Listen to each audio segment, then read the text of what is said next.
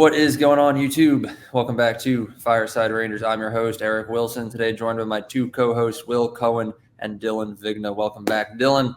The trade deadline officially concluded about an hour and a half ago. We are here to give our initial thoughts, reactions, and breakdowns on all the trades that the Rangers made. I know, just looking on Twitter and Instagram, the overwhelming reaction from fans is that they're disappointed. I myself am also disappointed, but I don't think it was a bad deadline by any means. I think we set our standards very high after last year and all the rumors with Gensel and Vetrano. It kind of raised our expectations. None of them happened, obviously, but the Rangers did make some solid trades, in my opinion. But we're going to get right into that. But before we do, make sure you guys like, subscribe, ring that bell so you don't miss a notification. If you're watching us on Apple or Spotify, be sure to give us a 5-star review. Leave your thoughts on the Rangers trade deadline down in the comment section below. And lastly, be sure to follow us on all of our social media platforms at Fireside Rangers. Before we really get into things, Will, I'll go to you first. What's your initial reaction to what went down today? They brought in 3 depth guys without giving up a first-round pick or any prospects. So, I mean, you still have a good future. So, I mean, I'm happy. I thought the Roslovic trade, it's not bad. I wouldn't say it kind of reminds me of Frank Vetrano. You're not really going to know how it is until you see him play. But I don't know. I thought he did all right. I wouldn't say I'm in the middle, not super happy and not mad, but it's just it filled holes. That's all that really matters. And Dylan, how are you feeling? I know you're blowing up my phone earlier that you wanted to rant a little bit. I'm a little disappointed. I can't lie. I mean, you go in multiple days with, we're in on Gensel, we're in on Vetrano. We've been hearing for months, and to come away with the pieces they have, I think. Did they get better? Absolutely, they got better, and that's the most important thing. I think Carolina and Florida got astronomically better. I think the Rangers got slightly better. We'll see if it's enough. Time will tell. And I'm sure we'll get into it a little bit more, but that's my initial reaction. I personally don't think it's enough. I think they had to do more. I think they had a massive first-line right winger hole on this roster. And while Jack Roslovic's a good player, and I like what he brings, I don't think they filled that hole. Yeah. Here is the official list of everything the Rangers acquired and gave away, courtesy of @WillMCohen on Twitter. The Rangers traded away a 2024 second-rounder, a 2025 fourth-rounder, 2027 fourth-rounder, and a 2026 conditional fourth-round pick, the condition being that it becomes a third if the Rangers reach the Cup final this season, in exchange for the grand total of Alex Wemberg, Chad Ruedel, and Jack Roslovic. So I think when you compare what we gave away to what we got in return, I don't think we made a bad trade. They were all good trades. A lot of the bigger ones that we really wanted to go for would have cost way too much. The Gensel one, you saw that trade package that Carolina gave up. It's hard to make a perfect comparison, but it would have basically been us getting rid of Kakko, our first rounder, Othman, and Will Cooley, basically. I saw someone say that on Twitter. I kind of agree with it, but more than I would have been willing to give away for Gensel. So I think the Rangers did kind of dodge a bullet there. The only hard part about it is the fact that he went to Carolina, and we'll now have to face him in the playoffs. So I'm happy that Drury did not do that. But I'm sad that he's going to Carolina. How are we feeling about the Gensel factor that we're not getting him? Because I'm happy. I can take it first. I think Gensel was a good fit. I like what he would have brought. The package that Carolina gave up, I personally felt was a little underwhelming. I was reading some stuff that they had a couple NCAA guys, mainly Scott Morrow out of UMass, was a big prospect. And for Pittsburgh not to get a guaranteed first rounder and not to get Scott Morrow, I think that was an underwhelming package. Now, I don't know, obviously prospects, and when you get that involved, they're all, up to GMs, but I don't know how Pittsburgh felt about the Rangers prospect pool. And from what everyone was saying, it seemed like the Rangers may have actually had a better offer on the table that included Kakko at a first. So in my opinion there, I can't really blame Chris Drury, because it seemed to me like the Kyle Dubas and the Penguins just didn't want to deal with the Rangers. And if that was the case, you're behind the 8 ball. And before Will, you speak, I want to bring something up. I don't know how true it is. It's probably not true, but I saw a rumor that Crosby actually had a very big part to say in where Gensel went to, and he was very anti sending him to the Rangers. So I don't know if I believe that. Could be true. It Could could be be. I don't know if I believe that either. I saw that. I don't know if I believe that at all. It's an He was upset though. I watched his interview after their game. He was upset. He was upset. He was pissed. He was very upset. He looked pissed. And then there was that rumor going around today that it wasn't even a rumor. I forget who it was, but someone tweeted, some reporter, that even though Gensel was off the board, the Rangers seemed like a perfect fit to land Crosby. I was like, what? Stan Fischler. I mean, come on. Yeah, dude. that was Come such on, dude. that was such a I don't know. What was that? That was so stupid. That was so stupid. They're not getting come on. That was I saw that and I just turned my phone off. Pittsburgh didn't even trade Riley Smith pending UFA, and they were going to trade exactly. I hope it was a joke when he said that. If not, no, he wrote a whole article in the hockey. Yeah, he was being serious. That's unbelievable. Dan Fischler was being serious. Yep. Sometimes people think that we're a little clickbaity, but that's what clickbait looks like. Oh yeah, big time. That's exactly what clickbait is. Yeah. That's actually crazy. Yeah. But I guess moving on, I don't even want to move on from the Gensel thing, because here's what I'm thinking. The Rangers did make a pretty hefty offer for Gensel. Obviously, it wasn't good enough for Gensel, but they made a pretty good offer. And whatever that offer was, I would bet a lot of money that same offer would have been enough to get Vetrano or Buchnevich or Tuck or anyone, really. So I'm like, why didn't we just pivot and make a similar offer for someone else? Well, Tuck, I was really big on Tuck. He was off the board. The Sabres do not want to trade him. I don't think he wants to lead the Sabres anyway. He's from Buffalo. He was a Sabres fan growing up. I know he loved when he was traded there. I don't think they weren't going to trade him. As for Gensel, I'm just going to go back to Gensel. For him, the package Carolina gave up, their prospect pool is deeper than ours. Our top prospects might be better than theirs, but the prospect they gave up would be our third best prospect in our pool, by a long shot, better than Berard, better than Sikora. So I think that's why Dubas went with Carolina instead of us. But as for Michael Bunting too, Michael Bunting. Yeah, and Michael Bunting. He was. Me personally, I think Michael Bunting was a product of being on a line with Marner and Matthews, and he hasn't really. I know he's on a 50-point pace this year, but I don't know. I think that Dubas kind of has a hard on for him for some reason. I don't know, but I think as for Buchnevich pivoting, I know that we already did not rejected Verbeek's offer for the first time for Vetrano. So once Gensel was off the board and maybe Drury went back, Verbeek was probably screw you. You rejected our first offer. Now you're desperate because your first guy's off the board. Now you're going to have to pay a premium. And I bet Drury was hell no, I'm not doing that. And I know Buchnevich, Armstrong did take him off the block. So I don't know. There were so many. Oh, my dog's here with me now. I'm sorry. I know there were pivot moves, but I don't know. A lot of stuff could have happened that turned Drury off to it. Yeah. I don't know. Just the way I'm looking at it is I know the asking price for Buchnevich was 2 first-round picks. I would have been more than happy to just do that this year's and next year's. But either way, I don't want to focus anymore on what could have been. Let's start to look more towards the future and what's going to be coming in, because we got a couple of good guys here. The projected lineup for the remainder of the season and the postseason is Kreider, Zibanejad, Roslovic, Panarin, Trocheck, Lafreniere, Cooley, Wenberg, Kakko, VC, Goudreau, Brodzinski.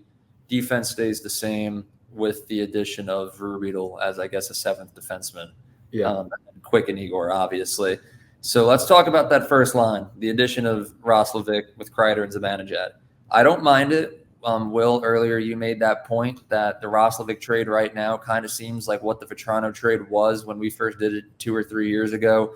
I like it. because I think it's the complete antithesis to what we did last year, where the Rangers already had star power, and then they tried to add more star power, and then there was too much star power, and it all fell apart.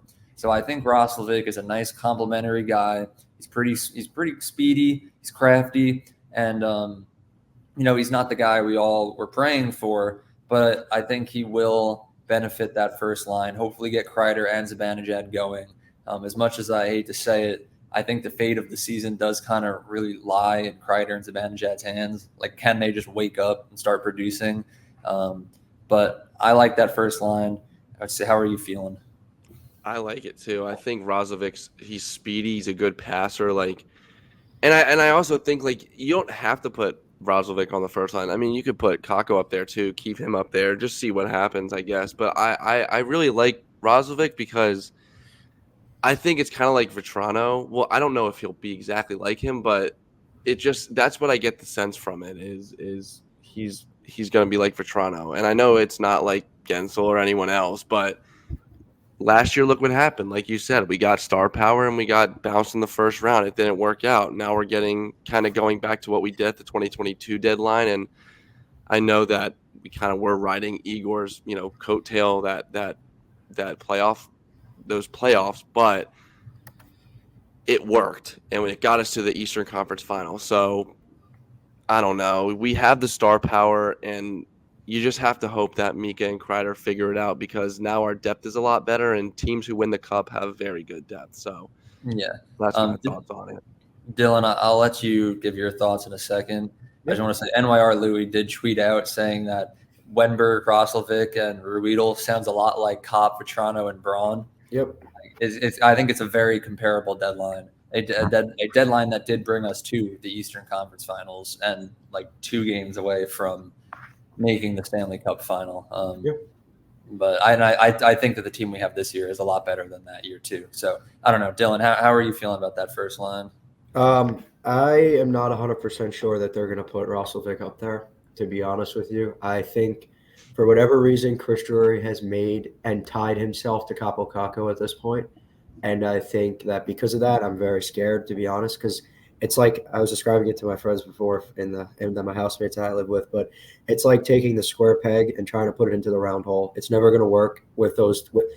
And I think what Drury did today, and why I'm on the more pessimistic side, is I think Drury attached his name to Kako, and I think he put a lot of pressure on Kreider and Zibanejad, like we spoke about last episode. But I just think he put a lot on those two guys now. And while I think Roslovic's a good player, I'm not 100% sold that he's going to be up there on the top line come tomorrow night against St. Louis. I think they should try him up there because you got to try something different. I don't think Kako works as a top line player. In fact, I actually think Kako, with the way the deadlines shook out, got a big vote of confidence from Drury and management. I'm hoping that maybe unlocks him, and maybe, a Cooley, Wenberg, Kako line, eerily similar to me to the Yanni Gord, Blake Coleman, Barclay Goodrow line that won Tampa Bay a Stanley Cup. And I think if it comes out tomorrow that Kako's on the first line, I'm going to be a little upset, because I think it's just not – it doesn't work, and we know it doesn't work. And like I said, I just think that most of the Rangers deadline centered around right-wing issue that, I think Roslovic fixes some things for us, but he's got to be used on that top line. And if he's not, I got a problem with it. Yeah, I agree with that too, actually. I think that Kako is better suited for a bottom 6 role anyway. Checking role. Yeah, him, and he's a puck possession monster. That's what you want on your third line. You want him on that's what you want in a checking role. And then you have Cooley, who's a big he's a 16-game player. He's a monster. And then you got Wenberg, who I think he's had some playoff success as well, but I agree. It's kind of like that Gord, Coleman, and Goodrow line for the Tampa Bay Lightning, and they were a huge piece of why they won 2 straight cups. So I 100% agree with that.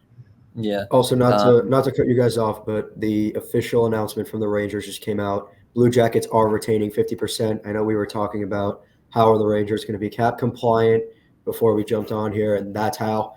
Columbus, so they'll get Roslovic at a $2 million hit, I believe, for the remainder of the season. So good value, good bargain. But yeah, that's how the Rangers. Because up until this official announcement came out, there was nothing that had the Rangers being cap compliant due to some of the moves they made today, and obviously Edstrom Rempe remain in Hartford. That was more of a paper transaction. So now one of them can come back up if need be. But I I think also know they sent them. Sorry, Eric, just quick. I know they sent them down so both of them could be eligible for the Calder Cup playoffs. yes, that's correct. yeah, that's exactly what I was gonna say. Calder Cup playoffs coming up. Hartford doing very good this season. I think honestly it'll probably be Edstrom that gets brought back up. If anything, I would agree. I think Rempe might be done. I think both of them come up playoff time because once playoffs come, salary cap's off anyway. Have them there Yeah. just in case you need them. Yeah, and we all love Matt Rempe, so No doubt. I Dude, he love could to be a beast come playoff. Just one big hit and He could change a series. Exactly. Well, see, that's the secret plan. In the second round, when Jake Gensel hits the ice against the Rangers, Matt Rempe is going to crush his skull. That'd be horrible. Wow. But yeah, I guess we'll start to wrap it up. I think the last thing I want to do is just give our official rating. I don't think. Like I said, I think the Rangers did improve at the deadline this year, but I still do think I would slightly consider them losers just because they missed out on all of their top targets, and we did kind of have to settle a little bit, even if those settlements are still pretty solid. So I don't think they got worse. I'm gonna give it a 6 out of 10 from Chris Drury. You get my 1 thumbs up, not 2. For me, I'll piggyback it. I'll go slightly lower. I'll go 5. I think he improved the team. I don't think he improved it enough. I think this team's going to really struggle to hold off Carolina at the top of the division. I think they're going to have serious issues still on the right wing. I think, don't get me wrong, they improved the team, which is the most important thing in the trade deadline. And Stanley Cups can't be won at the trade deadline, but they can certainly be lost. I just don't know if they did enough. And I think they might be, like you said, Eric, I think they fall into that category of trade deadline losers. You know, they were in on Vetrano. They were in on Gensel. They were in on guys like Eberle before they were re-signed, Duclair. You know, some of those guys got traded for pennies on the dollar, especially Anthony Duclair. And, you know, obviously Eberle ends up signing the extension. But I don't know. My biggest thing is, look, we got to wait and see at this point. We won't know kind of what happened, but 5 out of 10 for me. I don't really know if they did enough. I think it's a 6 out of 10. I know, I agree that we're losers because of who we were in on, but you got 3 guys and didn't have to give up, your farm or your future. So if the core is aging, if you have to go through a retool soon, you still have, Perot, Othman, those guys to call up. I do think that missing out on some of the players we did, like Duclair went for a 7, what was it, a 4th and a 7th? Conditional 4th and a there's no reason why we couldn't have done that. We could have done I that. agree. And we didn't. So, but I think, like I said earlier, Stanley Cup, the teams that win the Stanley Cup, in addition to their star power, have very good depth. And I mean, that was also a big reason why Florida went as far as they did last year, as well with Matthew Tkachuk, but they also had very good depth, and they still continue to have really good depth. So I think 6 out of 10 for me. We didn't do what I thought we were going to do, but we didn't give up the farm either. So it's like a meh. Yeah. Depth's definitely not going to be an issue for this team the rest of the year. I like the team's depth, no doubt. Top-end talent scares me. Yeah, that's true. The last thing I'll say before I wrap it up, I just want to read off this tweet that I sent Dylan before when he was angry. It's from David Shapiro of Blue Seat Blogs. He said, winning the trade deadline doesn't mean you win the cup. The Devils won the offseason. How did that turn out? The Rangers won the deadline last year, and that went swimmingly. So at this point, Rangers fans, it's pick our heads up a little bit. Let's see how these guys play, and we'll get back to you tomorrow when the Rangers do play for the first time. We get to see these new boys hit the ice in blue shirts. So we'll be sure to cover all that Thank you to everyone for watching. Make sure you like, subscribe, ring that bell so you don't miss notification. If you're watching us on Apple or Spotify, be sure to give us a 5-star review. Once again, leave your thoughts down in the comment section below about how you are feeling about the Rangers after the 2024 NHL trade deadline. And lastly, be sure to follow us on all of our social media platforms at Fireside Rangers. I hope everyone has a fantastic weekend, and we'll be back tomorrow with more Rangers content. Have a good one, and Let's go Rangers. Let's go Rangers.